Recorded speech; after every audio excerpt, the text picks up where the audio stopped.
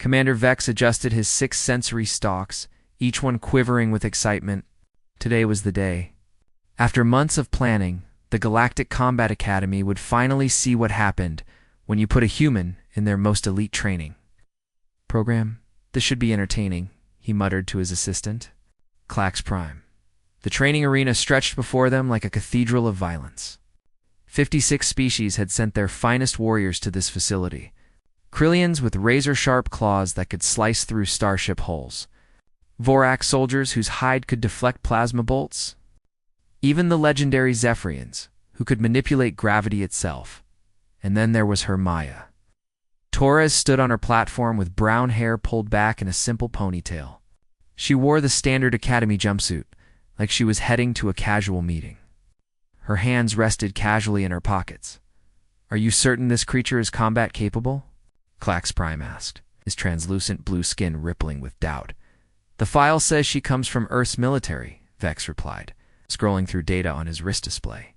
"Something called Special Forces." Clax Prime's skin shifted to pale yellow, the color of skepticism. Special Forces. What makes them special? Extra limbs? Enhanced neural processing? Vex shrugged. According to this, they just train really hard. The silence that followed was deafening. They train hard, Clax repeated slowly. That's what makes them special. Before Vex could respond, Instructor Thane Omega's voice boomed across the arena. The massive Draconian stood 12 feet tall, his volcanic rock skin scarred from 1,000 battles. When Thane Omega spoke, smart beings listened. Warriors. His voice thundered like an asteroid impact. Today you face the crucible of ultimate combat superiority. Only the strongest will advance. Only the fastest will survive. Only the most cunning will claim victory. Maya Torres yawned. Actually yawned. Vex's sensory stalks nearly tied themselves in knots. Did she just? She yawned, Clax confirmed, his skin cycling through colors of disbelief. During the battle speech, around the arena, 56 warriors began their pre-battle rituals. The Krillians extended their claws and hissed battle songs that made the air vibrate. Vorak warriors entered deep, meditative trances, their silver hides shifting to combat-ready black. A pair of Zephyrian twins started generating localized lightning, storms between their fingers. Maya Torres checked her watch. Is she timing something? Vex asked. Maybe she has somewhere else to be, Clax suggested weakly. The arena itself was a masterpiece of death-dealing engineering. Gravity fields shifted randomly. Energy barriers appeared and disappeared without warning. Automated weapon systems tracked movement with lethal precision. The floor was a maze of platforms, trapdoors, and obstacles designed to challenge even the most experienced warrior. This facility has claimed the lives of warriors from 43 different species, Thane Omega announced with obvious pride. The current record is held by war champion Skullrender of the Vorak Empire. Time: 17 minutes and 34 seconds.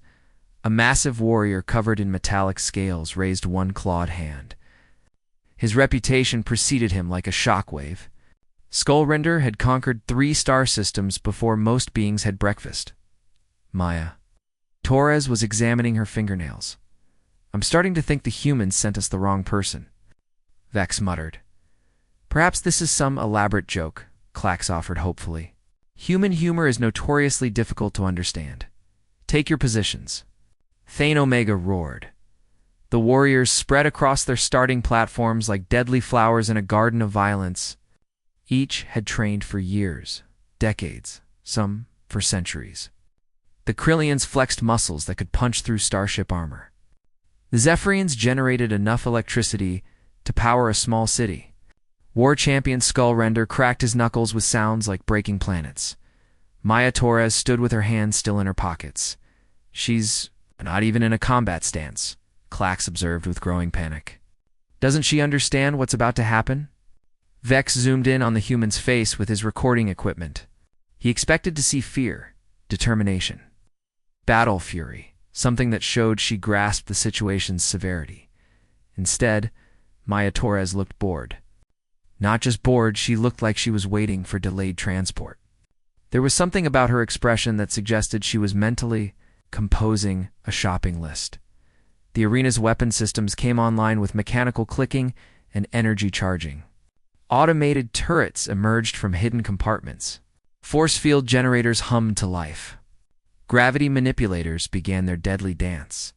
Begin. Thane Omega's voice hit like a sonic weapon. 56 warriors exploded into motion like unleashed natural disasters. Krillians bounded across platforms with feline grace. Vorak soldiers charged through energy barriers like they were paper.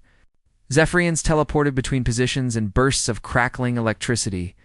Maya. Torres took one step forward and disappeared. Not teleported. Not cloaked. She simply wasn't there anymore. Where did she go? Klax's skin shifted to pure white, the color of absolute confusion. Vex frantically adjusted his equipment, scanning all available spectrums. I don't know. She was there, and then she wasn't. The other warriors were making impressive progress. Akrillian had already defeated 2 automated sentries. 3 Vorak soldiers were punching through a reinforced barrier. The arena filled with combat sounds, weapon fire, roars of exertion, occasional screams of defeat, but no sign of the human. That's when the automated turrets started exploding, not malfunctioning, exploding, one by one. With precise timing, as if someone was methodically working through the arena's defense systems. What is happening? Vex demanded. The first warrior to notice was a Zephyrian, preparing to teleport past weapon emplacements.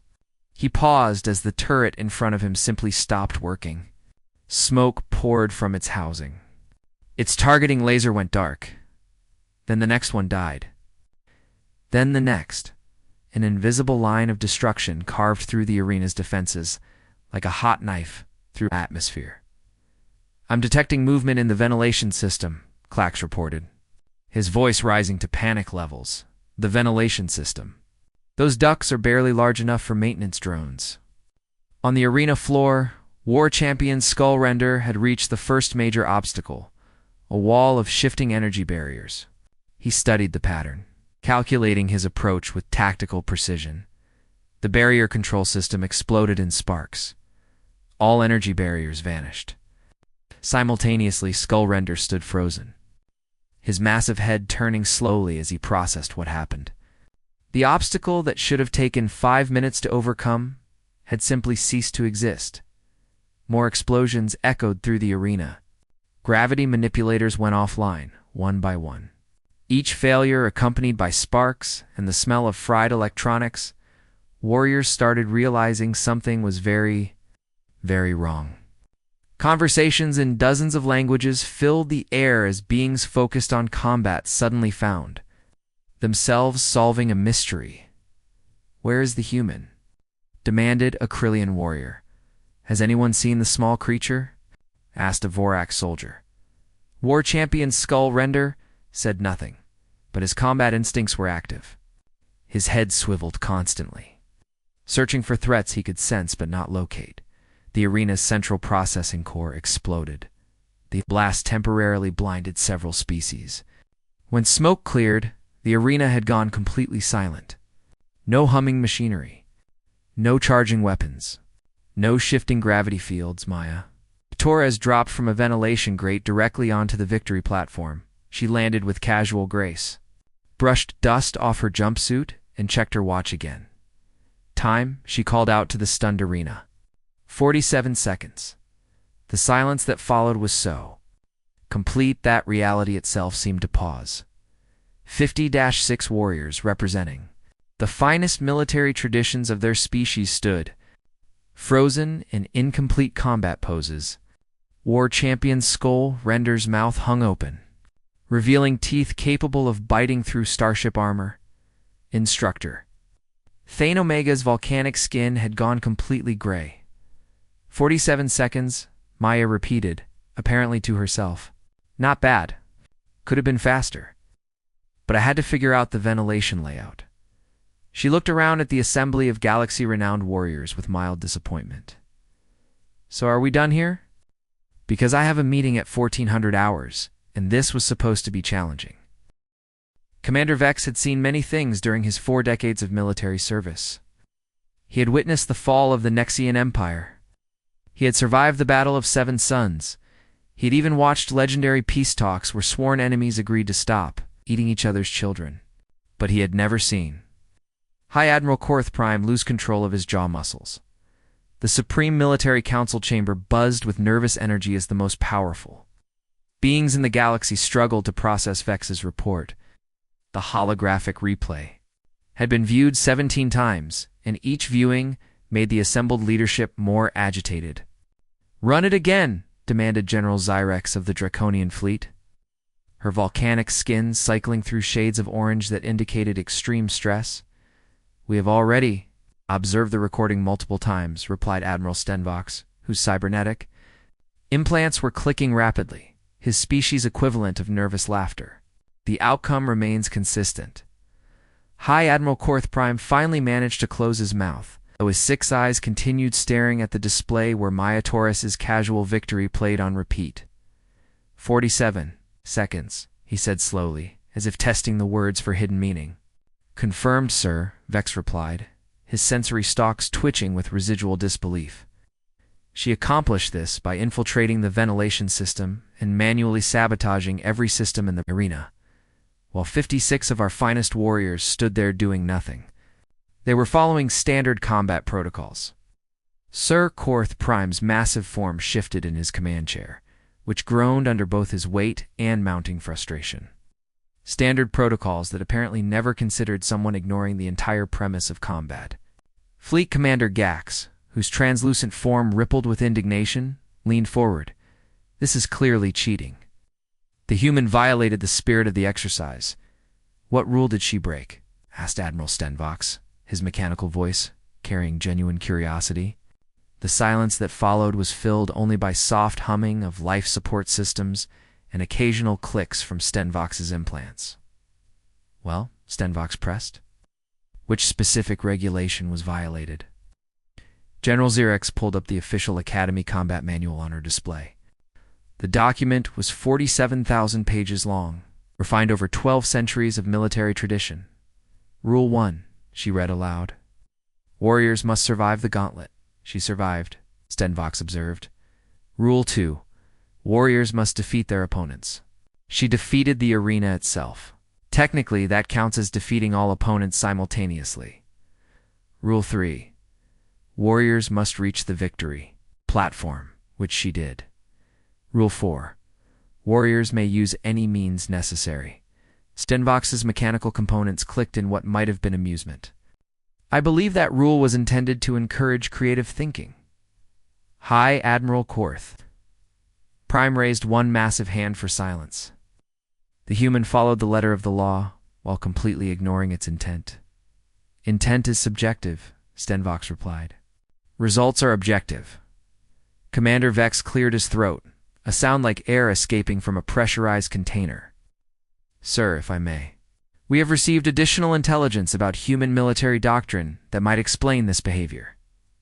Every eye, optical sensor, and sensory organ in the chamber focused on him with uncomfortable intensity. "According to our Cultural Analysis Division," Vex continued carefully, "humans have a saying, work smarter, not harder. They appear to view direct confrontation as inefficient when alternatives exist." Fleet Commander Gax's form rippled with confusion. "Combat is not about efficiency. It is about honor, glory, proving one's strength. Humans," Vex said carefully, "appear to view those concepts as secondary to achieving objectives." The chamber fell silent as this information was processed. For most galactic species, combat was about more than victory. It was about demonstrating prowess, earning respect. Following traditions stretching back millions of years, Sir Klax Prime spoke up from his position near the data terminals. "We have received a communication from the human government regarding their representative's performance." Korth Prime's expression suggested he was bracing for impact. "What do they say?" Klax activated the communication display. A middle-aged human male appeared in holographic form, wearing what appeared to be a military uniform. His nameplate read, "General Martinez. Greetings to the Galactic Military Council. the human said with a smile that somehow managed to be both friendly and slightly predatory. "We understand there have been some questions about Lieutenant Torres's approach to your combat assessment." General Zarex's skin shifted to deep red. "Some questions?" She made a mockery of our most sacred military traditions. General Martinez nodded sympathetically. "We appreciate your concern. However, we should point out that Lieutenant Torres showed considerable restraint during the exercise." "Restraint?" High Admiral Korth Prime's voice rose several octaves. "Absolutely. She could have disabled the entire facility's power grid from outside, but she chose to work within the arena's confines. She could have introduced sleep gas into the ventilation system, but she avoided direct action against other participants. She could have triggered fire suppression, flooding. She felt that would be unsporting." The assembled military leadership exchanged glances conveying volumes of unspoken concern. "Furthermore," Martinez continued cheerfully, "Lieutenant Torres asked me to convey her apologies for any inconvenience. She was under the impression that the exercise was designed to test problem-solving abilities under pressure. She hopes she didn't misunderstand the assignment." Admiral Stenvox's clicking intensified. "What exactly is her military specialty?" "Asymmetric warfare and infrastructure disruption," Martinez replied. "She specializes in achieving maximum strategic impact with minimal resource expenditure. In other words," Fleet Commander Gax said slowly, "she is trained to cheat." Martinez's smile became noticeably sharper. "We prefer the term creative problem-solving. And before you ask, yes, all our Special Forces personnel receive similar training." The implications hit the chamber like a meteor impact. "All of them?" Korth Prime asked weakly. "Well, not all. Some specialize in other areas." Lieutenant Torres's colleague, Sergeant Murphy, focuses on explosive demolitions. Captain Santos prefers electronic warfare. Major Kim has a talent for psychological operations. "How many humans have this type of training?" General Zarex asked, with the tone of someone who suspected she wouldn't like the answer. "Oh, just a few million," Martinez said casually. "Earth maintains a relatively small professional military. Find quality more effective than quantity." Commander Vex felt his sensory stalks beginning to tie themselves in knots. A few million humans trained in asymmetric warfare. Civilian reserve forces, of course, but they only have basic training in unconventional tactics. Most are just engineers, technicians, scientists, that sort of thing. "How many reserve forces?" Admiral Stenvox asked, his voice barely audible. "About 2 billion, give or take." The silence that followed was so profound that several species' breathing apparatus audibly stopped functioning. 2 billion, Korth Prime repeated. "Actually closer to 2.3 billion. But who's counting?" "Anyway, Lieutenant Torres wanted me to ask if you have other exercises she could participate in. She found your arena quite interesting, though she suggested some security improvements." "What sort of improvements?" General Xerox asked, watching her worldview burn. "Simple things. Better access control on ventilation systems, redundant power supplies, physical isolation of critical components." She prepared a detailed report with 47 specific recommendations. Martinez paused, consulting something off-screen. "She also mentioned that your war champion's skull render has excellent tactical instincts." She was impressed he almost spotted her movement pattern before she finished disabling the systems. In the chamber, war champion's skull render made a sound that might have been pride or terror. Lieutenant Torres would like to invite him to Earth for cross-training exercises. She thinks he'd enjoy our obstacle courses. "What are your obstacle courses like?" Skullrender whispered. Martinez's smile became radiant. "They're not as sophisticated as your arena, of course. We focus on practical scenarios. Urban warfare, jungle survival, Arctic operations, deep ocean infiltration, zero-gravity combat, that sort of thing." "That sounds..." Skullrender searched for words. "Comprehensive."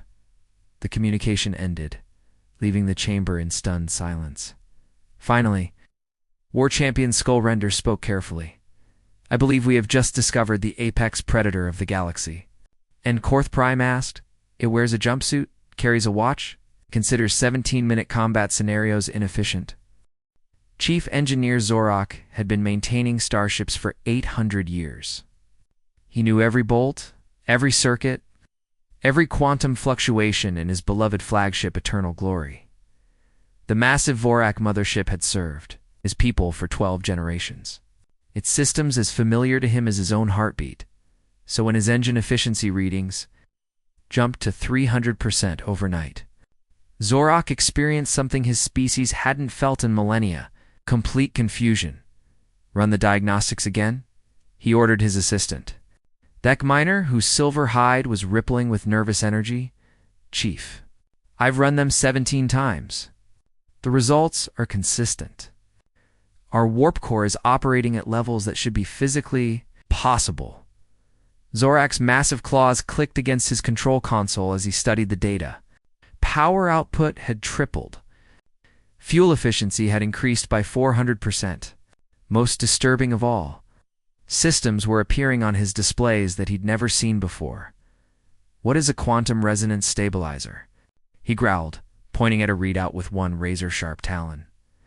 I don't know, Chief. It appeared 3 hours ago, along with something called dark matter recycling arrays and temporal field generators. The engineering bay doors hissed open and Captain Vorthok stomped in. The Vorak commander's battle-scarred hide showed the deep black of extreme agitation. Zorak, what have you done to my ship? I haven't done anything, Captain. The systems upgraded themselves. Ships don't upgrade themselves. Then explain this. Zorak gestured at his displays. Our maximum warp speed was factor 8. According to these readings, we can now achieve warp factor 15. Our shields were rated for class 7 impacts. They're now showing class 12 resistance. Our weapons... ... Double quotes. What about our weapons? They appear to have become significantly more destructive. Captain Vorthak's hide shifted from black to the deep red of mounting panic. How is this possible? That's when they heard humming coming from the engine room. Human humming, the 3 Vorak. Warriors exchanged looks of dawning horror. They had forgotten about their cultural exchange visitor. Where is the human? Vorthok demanded. Engineering Section 7, Thek whispered. She said she wanted to take a look around. They found Sarah Chen 3 decks down, sitting cross-legged in front of the main warp core with a cup of coffee balanced on her knee. She was covered in engine oil, her brown hair tied back with what appeared to be spare wire. Various tools were scattered around her, along with components that definitely hadn't been there before. Oh, hey, she said cheerfully, looking up from a device that was humming with barely contained energy. Hope you don't mind, but I fixed a few things while I was waiting. Zorak stared at his engine room. It looked like something from the future. Sleek new components had been seamlessly integrated with existing systems. Conduits he'd never seen before pulsed with exotic energy. The entire space hummed with efficiency that made his 800-year-old heart skip beats. Double quotes. You... Fixed things? He managed. Well, I was just supposed to inspect your engines for the cultural exchange program, but I noticed some inefficiencies. Sarah took a sip of coffee. Your plasma flow was bottlenecking at the secondary manifolds. Your quantum matrix was running about 30% below optimal, and your dilithium crystals weren't properly aligned with your antimatter containment fields. The silence that followed was broken only by the gentle humming of impossibly advanced machinery. Those aren't inefficiencies, Zorak said carefully. Those are design specifications that have worked for 12 centuries. Oh, they work, Sarah agreed. They're just not very efficient. I mean, you were losing about 60% of your potential energy output to heat dissipation and quantum decay. Plus, your warp field geometry was creating unnecessary subspace friction. Captain Vorthak's hide had gone completely white, the Vorak equivalent of a system crash. What did you do? He whispered. Sarah gestured at the transformed engine room with obvious pride. I installed quantum resonance stabilizers to eliminate the plasma bottlenecks. Added dark matter recycling arrays to capture and reuse waste energy. The temporal field generators smooth out your warp signature to reduce subspace drag. Oh, and I upgraded your antimatter containment system with a feedback loop that actually generates additional power instead of just containing it. You built all of this in 3 hours? Well, I had to improvise with available materials. On Earth, I could have done it in about 40 minutes with proper tools. Your fabrication systems are pretty basic, but they get the job done. That miner made a sound like a deflating balloon. These modifications, they should take years of research and development, really? Sarah looked genuinely surprised. It's just basic engineering. I mean, I learned most of this stuff in my first year at technical college. Although the temporal field generators are more advanced, that's second-year material. Second year? Zorak's voice cracked. Of a 4-year program. I specialized in starship propulsion systems. Sarah finished her coffee and stood up, brushing oil off her jumpsuit. Although honestly, most of this is just applied physics. Any decent mechanic could figure it out with a little time. Captain Vorthok found his voice. How many humans have your level of training? Oh, you mean engineers? Probably about 50 million, give or take. Plus all the hobbyists and amateur mechanics. Humans love tinkering with machines in their spare time. 50 million. Yeah, so we're pretty tech-oriented as a species. Although I'm more on the theoretical side. If you want to see real engineering skills, you should meet my cousin Dave. He builds racing ships that can do warp factor 20 in his garage. The 3 Vorak. Warriors stared at her in growing horror. In his garage, Vorthok repeated slowly. Yep, it's just a hobby for him. His day job is designing faster-than-light communication systems. Pretty boring stuff, really. Zorak looked around his transformed engine room. Equipment that represented the pinnacle of Vorak engineering for centuries had been casually upgraded by a human who considered it basic. Sarah, he said carefully. What would happen if your military engineers looked at our weapon systems? Sarah's expression became thoughtful. Well, they'd probably want to improve the targeting accuracy. Increase the energy output, maybe add some adaptive frequency modulation to bypass shield harmonics. Standard stuff. Standard stuff. And they definitely want to install automated defense grids, point defense systems, maybe some gravitic mines. But that's assuming they didn't just redesign your entire tactical doctrine from scratch. Captain. Vorthok's hide was now cycling through colors that didn't exist in any known emotional spectrum. Sarah, he said with the careful tone of someone defusing a bomb. Would you be willing to look at our other systems? Sure, what needs fixing? Everything, Zorak whispered. Apparently everything needs fixing. 3 hours later, the Eternal Glory had become the most advanced warship in galactic history. Sarah Chen sat in the mess hall, eating a sandwich and reading a technical manual she'd found in the ship's database.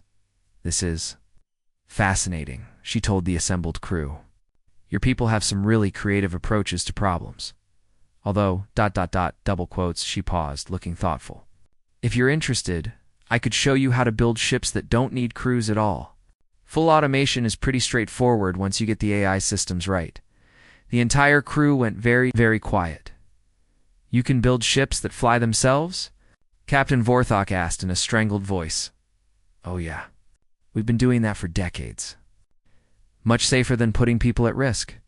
Although some humans prefer crewed ships for the experience, there's something romantic about space travel, you know? In the corner, Chief Engineer Zorak was quietly updating his personal log. Note to self, never let humans near anything important. Also, start learning human engineering principles immediately. Survival may depend on it. Sarah finished her sandwich and checked her watch. Well, this has been fun, but I should probably head back to the cultural exchange station. Thanks for letting me tinker with your engines. It was a nice break from vacation. As her shuttle departed, Captain Vorthok stood on the bridge of his impossibly advanced flagship and contemplated the future then, he said quietly. Yes, Captain. Send a message to command. Tell them we need to discuss our relationship with Earth. What should I say, sir? Tell them we've just learned what humans consider basic maintenance. Ambassador Johnson unwrapped his turkey sandwich and took a bite while 2 galactic empires screamed at each other across the negotiation table.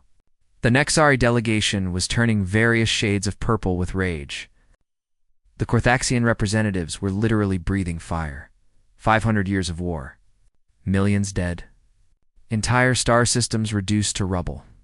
And they were arguing about the same 3 border planets they'd been fighting over since 4 humans discovered fire.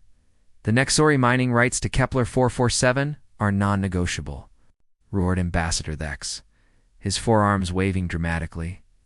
Our blood has watered those asteroids for centuries. Korthaxian blood has watered them more, bellowed General Crix, whose scaled hide was glowing bright orange with fury. We claimed those systems first. You claimed them through genocide. You would know about genocide. Johnson chewed thoughtfully and pulled out his tablet. He'd been listening to this same argument for 6 hours. The Galactic Council had invited Earth to mediate because they'd run out of other options. Every previous peace attempt had ended in renewed violence. Kepler 447 belongs to the Nexari by right of conquest. Conquest achieved through treachery. All conquest is treachery. Johnson opened his mapping application and pulled up the disputed region. 3 star systems. Kepler 447, with its valuable asteroid belt, Sigma Prime with its strategic shipping lanes, and Delta 7 with its rare mineral deposits. Both empires had built their entire military-industrial complexes around controlling these systems. Their economies, their politics, their very identities were tied to this ancient conflict. The shipping lanes of Sigma Prime cannot be divided. Thex continued, his purple skin now cycling through colors that indicated imminent violence. Then they must belong to Korthax. Crix replied, smoke literally pouring from his nostrils. Johnson took another bite of his sandwich and scrolled through the sector maps. Something was bothering him about the whole situation, but he couldn't quite put his finger on it. We have died for those systems.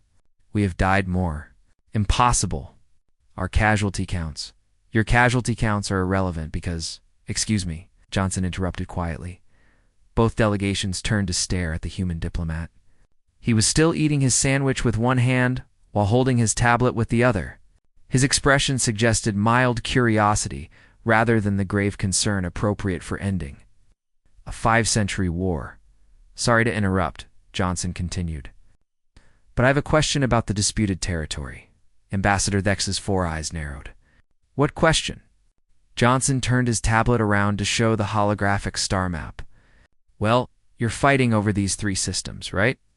Kepler 447, Sigma Prime, and Delta 7. Correct. General Crix growled. The rightful Korthaxian systems illegally occupied by Nexari invaders?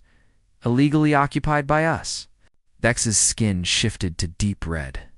We've controlled those systems for 3 centuries. After stealing them from us? Johnson nodded and zoomed out on his map. Right, okay. But I'm looking at this sector chart, and ... double quotes. He paused, squinting at the display. What about this system here? He pointed to a region of space between the disputed territories. That's the Void Belt, Thex said dismissively. Nothing but empty asteroids and dead planets. No strategic value whatsoever. Crix agreed. Worthless space. Johnson zoomed in on the Void Belt, his expression growing more interested. Worthless? Really? Because according to this geological survey, ... double quotes, he tapped his tablet a few times. This system has more rare minerals than all 3 disputed systems combined. The arguing stopped. That's impossible. Dex said slowly. Also, look at these shipping lane calculations. Johnson's fingers danced across his tablet. If you route through the Void Belt instead of Sigma Prime, you cut transit time by 30% and avoid the gravitational anomalies that cause all those accidents. General Crix leaned forward, his orange glow fading to confused yellow. The Void Belt cannot support shipping lanes. Sure it can. You just need to establish relay stations at these points. ... double quotes. Johnson drew lines on the map with his finger. Basic logistics. He took another bite of his sandwich, while both delegations stared at his tablet. Furthermore, Johnson continued conversationally, if you set up mining operations here, here, and here, ... double quotes, you could extract enough resources to fund both your empires for the next 1,000 years. Without fighting, the silence in the room was deafening. You're suggesting, Ambassador Thex said carefully, that we abandon our ancestral claims to pursue. Empty space. I'm suggesting you move the border. Johnson pulled out a paper napkin and started sketching with a pen. Look, what if the Nexari take the void belt for mining rights? The Corthaxians take Sigma Prime for the shipping lanes, and you jointly develop Kepler 447 and Delta 7 as shared research stations? He slid the napkin across the table. Both delegations crowded around it. The shared research stations would focus on improving mining efficiency and developing new shipping technologies. Profit-sharing agreement, 50-50 split. The Void Belt mining operation funds the research. The improved shipping lanes benefit everyone. Win-win-win. General Crix picked up the napkin with one clawed hand. This is surprisingly logical, but what about our honor? Dex protested. Our warrior's sacrifice? The blood debt. Johnson nodded sympathetically. I understand. That's why you build war memorials on Delta 7. Joint monuments to honor both sides' sacrifice. Turn the pain into something constructive. He finished his sandwich and wiped his hands on another napkin. Plus, think about it from an economic perspective. You've been spending, 60% of your GDP on this war for 5 centuries? Imagine redirecting that funding to infrastructure, education, healthcare. You could turn both empires into galactic superpowers within a generation. The two delegations looked at each other, then at the napkin, then at the calm human who had just restructured their entire conflict during lunch. This plan, General Crix said slowly, would require extensive negotiation, treaty drafting, resource allocation agreements, ... Sure, Johnson agreed. Probably take a few weeks to work out the details. But the basic framework is solid. Ambassador Vex's skin had shifted to pale blue, the Nexari color of deep contemplation. You developed this entire strategy while eating a sandwich? Well, I had 6 hours to think about it. Plus, I did some research on the flight over. Your conflict is actually pretty straightforward once you step back and look at the bigger picture. Straightforward, Crix repeated. Yeah. Most territorial disputes are just resource allocation problems in disguise. You solve them by finding new resources or more efficient allocation methods.